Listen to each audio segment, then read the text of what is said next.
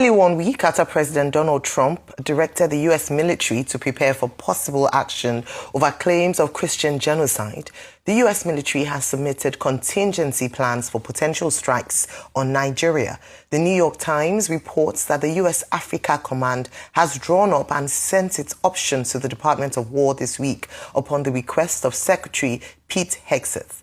Arise News Chief of Correspondence Ferdinand Duroha reports has more. The military intervention plan is drawn up by the U.S. Africa Command, also known as AFRICOM, a military unit Donald Trump had earlier threatened to dismantle as part of a Pentagon downsizing effort. It includes 3 options: heavy, medium, and light.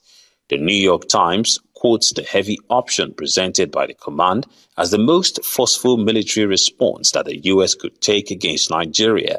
It involves sending an aircraft carrier group to the Gulf of Guinea, off the Nigerian coast, and using fighter jets or long-range bombers to strike targets deep inside northern Nigeria.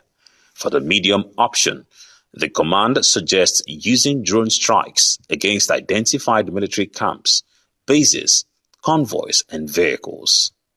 The New York Times says the light option would center on partner-enabled operations with the U.S. military and the State Department supporting Nigerian government forces to target and neutralize terrorists responsible for attacks on civilians. Although AFRICOM says the goal is to strike Islamist militants in northern Nigeria and protect Christians from armed violence, critics are skeptical about the objectives and implementation. While the plans were designed to allow for a controlled escalation, the asymmetrical nature of Nigeria's conflicts presents a major challenge as terrorist elements often live within citizens, making it difficult for the military to fully engage.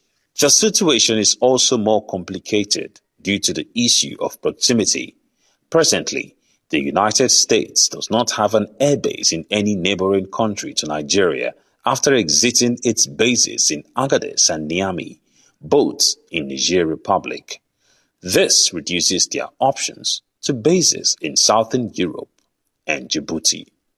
Ferdinand Duroha, Arise News.